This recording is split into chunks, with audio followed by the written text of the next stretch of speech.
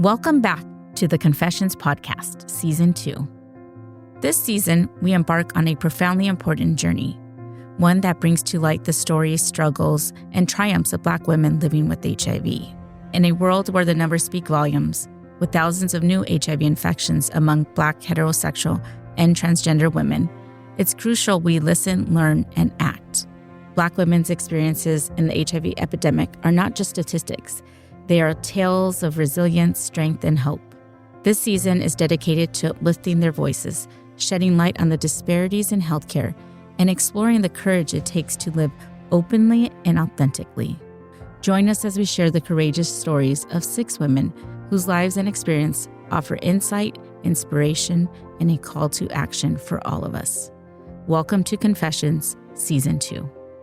My name is Jen Lothridge, and I am 52 years old. I have a Bichon dog named Daisy and a cat named Mischief, the gentle killer ninja, and a cat named Junior. So I was born and raised in San Diego, California, lived in various places, including Pasadena and Compton with my grandmother. I was with my mom, but also raised by my grandmother, practicing penmanship, reading my Bible, doing my chores, being in the garden. I'm an only child. Growing up with my mom, my relationship has had its highs and its lows. And my dad, so he passed away about a little over 2 years ago now. But the time that we were together, it was good. He's the person that turned me on to movies and getting out and doing things together. I was raised through a Baptist, and I still am. We would go to service for Sunday school. Sometimes we'd go home. Sometimes we would just stay there and eat meals. And then we would have the evening service. And then after that, we would go home and get ready for Monday. So during the summers, I would usually go to spend time with my aunt. My aunt had, at that time, 2 children. So that's like the closest thing to playing. Growing up, playing with other siblings or relatives that I had was during that. But it was only mostly during the summer times. Pretty much I was just by myself. December of 2018, I had a job interview and an appointment to go to Planned Parenthood and get my birth control renewed. And when I arrived at my appointment, went to talk with them about my birth control, which was Mirena, it's the IUD. I learned that, oh no, it's good. You have 2 years, you can wait. But since you're here, let's just go ahead and update your STDs. I was like, sure, no problem. It's like normal for me to do. Then when she came back and she explained to me that the test that came back reactive, I tell people if there is a true thing of the deer in the headlight look, I probably had it. And so she explained to me that they need to do a blood test just to double check. And so then they drew the blood. There was really nothing to say but okay and follow instructions. I was still processing. Once they do the blood test, then they have to schedule you to come back in to get the results. When they called me, they wouldn't give the diagnosis over the phone. So they told me that I had to come in to get that information. So they scheduled me for an appointment, called me back a few days later and said, they're sorry, they made an error. There's no one available. We need to reschedule you. When I finally did get to the next appointment that they gave me, and I showed up about 20 minutes early. So they called me in. I was in the waiting room for 45 minutes before someone came into the room, and they just came in to ask me, was I okay? Didn't need any water or anything, and apologize for the wait. No, I want no water.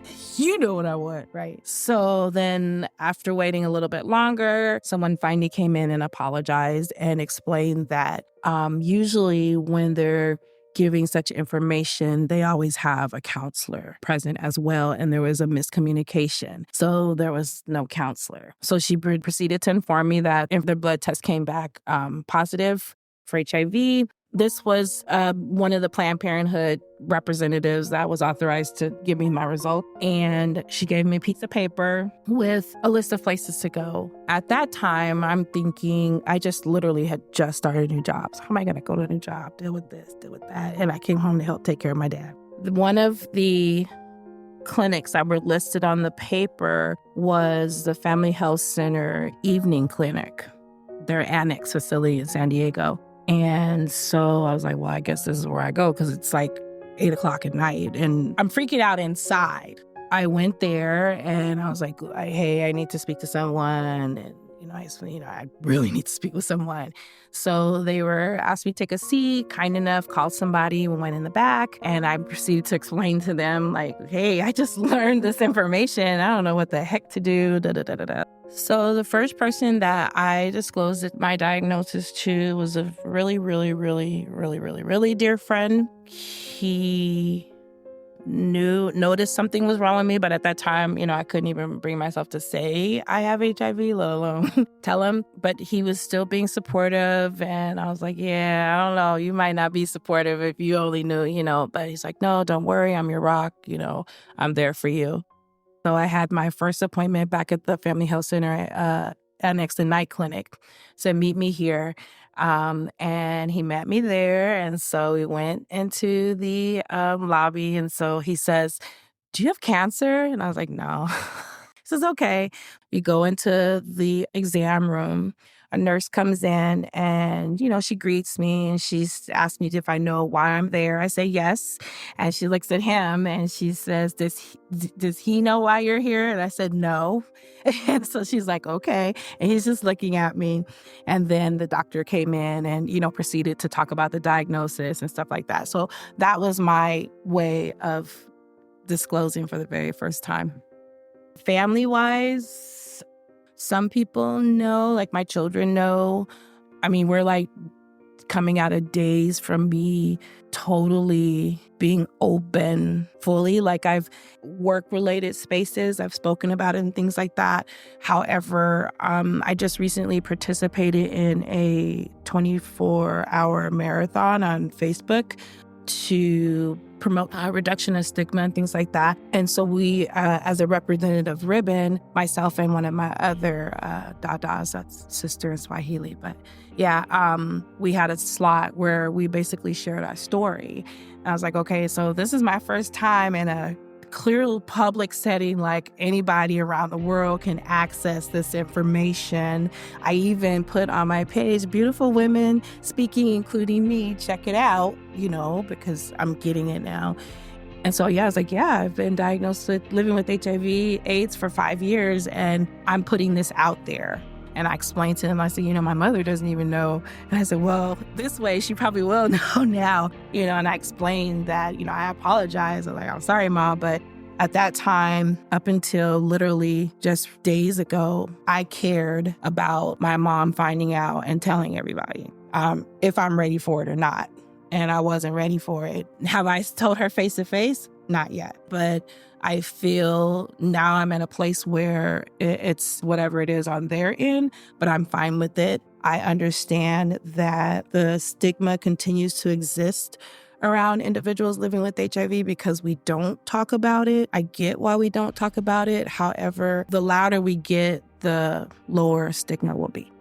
The way I disclose to my children is, first of all, I'll just say this is definitely a situation of what the devil meant for evil, God turned it around for my good.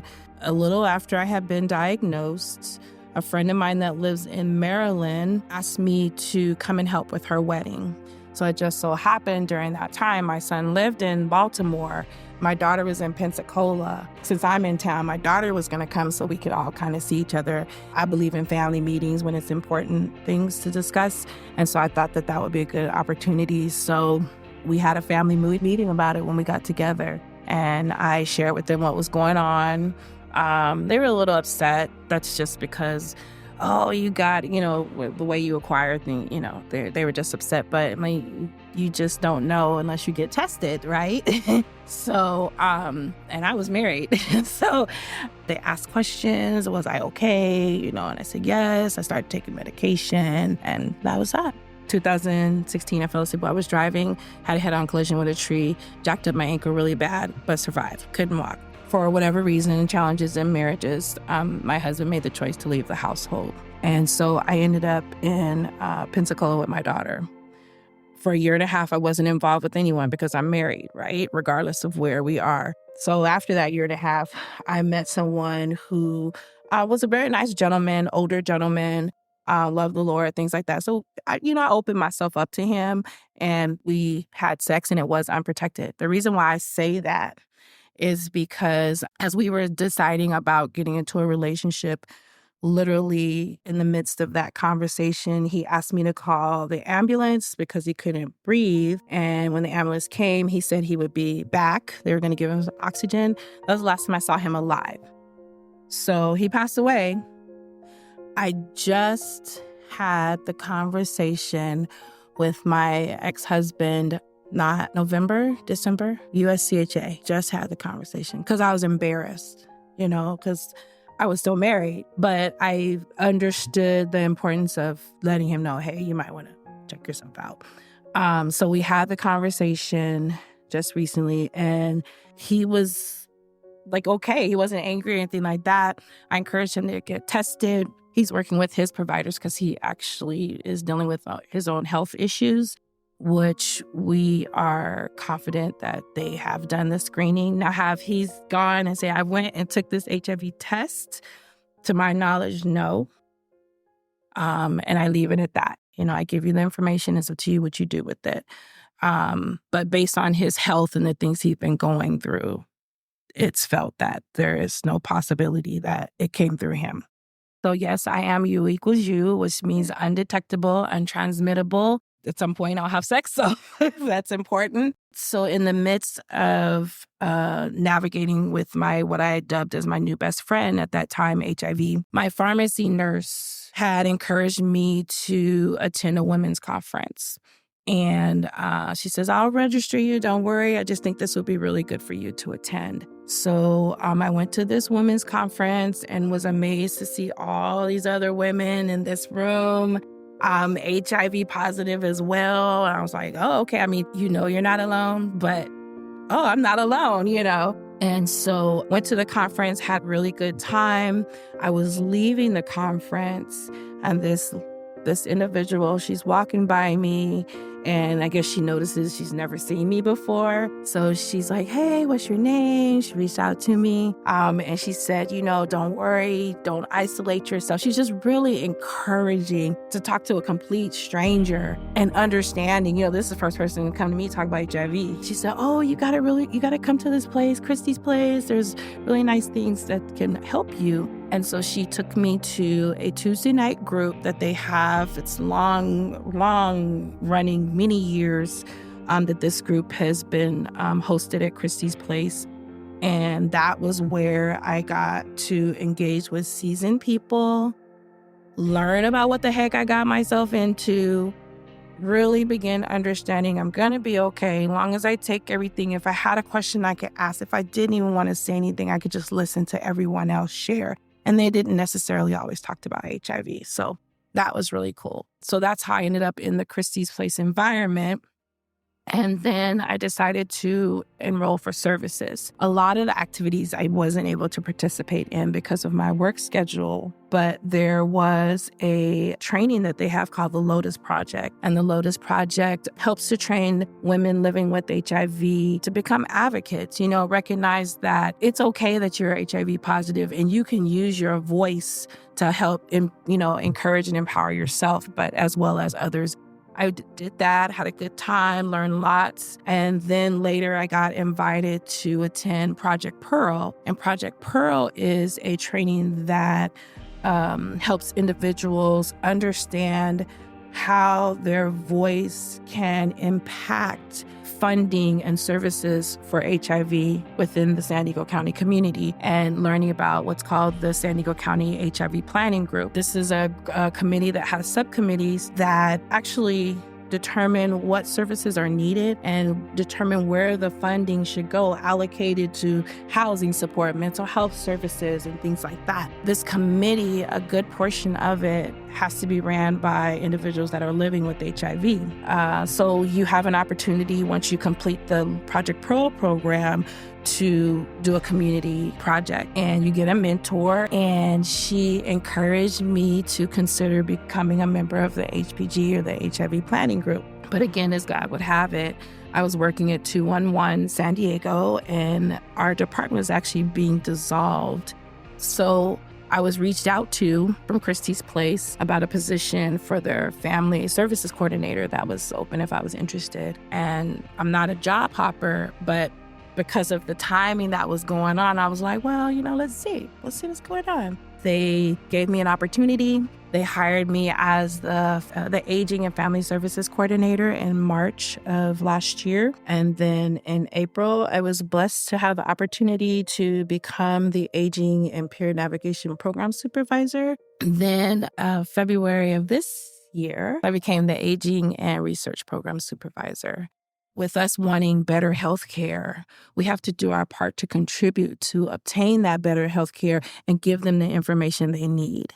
So I feel that I have this bullhorn to try to help people understand the importance of participating in research, and also that it's not all really invasive. Some is just a simple, somebody calls you every so often and you answer some questions, and you get a little incentive or something like that.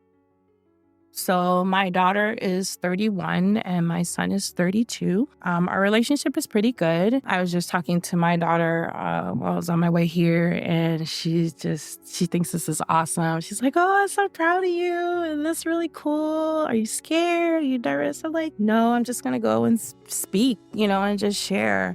And I explained to her, I said, understanding that stigma isn't going to go anywhere unless we raise our voice. So yeah, my son, he's very caring as well. They watch out for me. Don't do too much. I'm blessed to be in environments where it is very accepted. It's like common knowledge. I'm a positive person. I participated on a panel last year for the women's conference. And one of the questions that I received was, how long did it take you to accept your diagnosis? My answer was, once they gave me the piece of paper.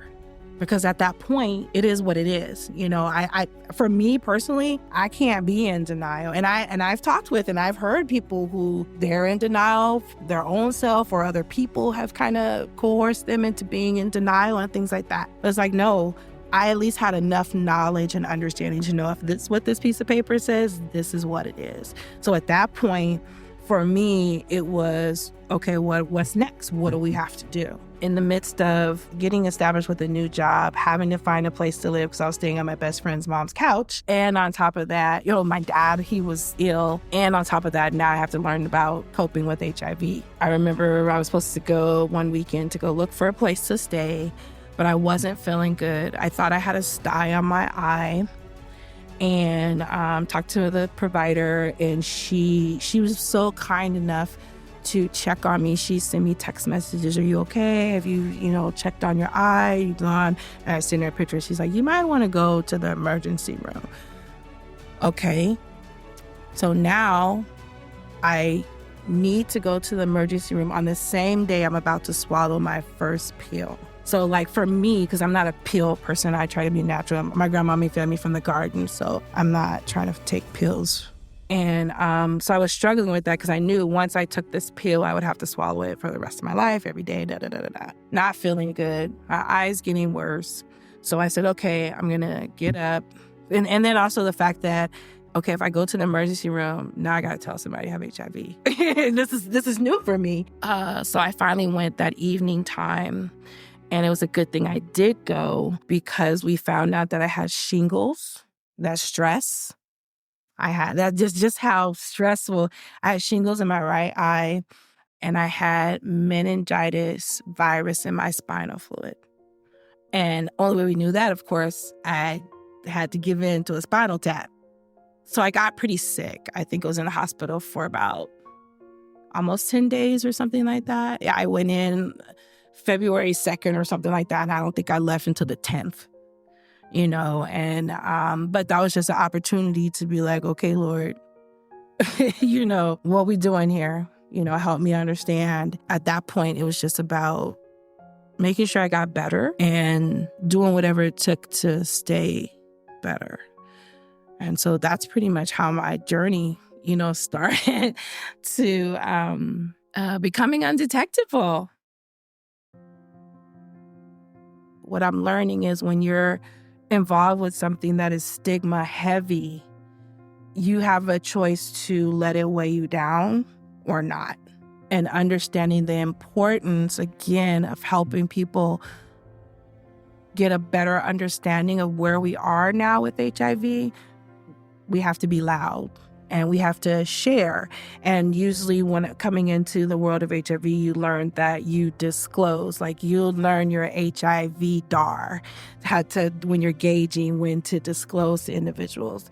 However, I took the time to look up disclosure, and disclosure is kind of, geared around negative, information and stuff like that. However, all of us that went to pre-K and kindergarten, show and tell, sharing is caring, right? Right? Sharing is caring.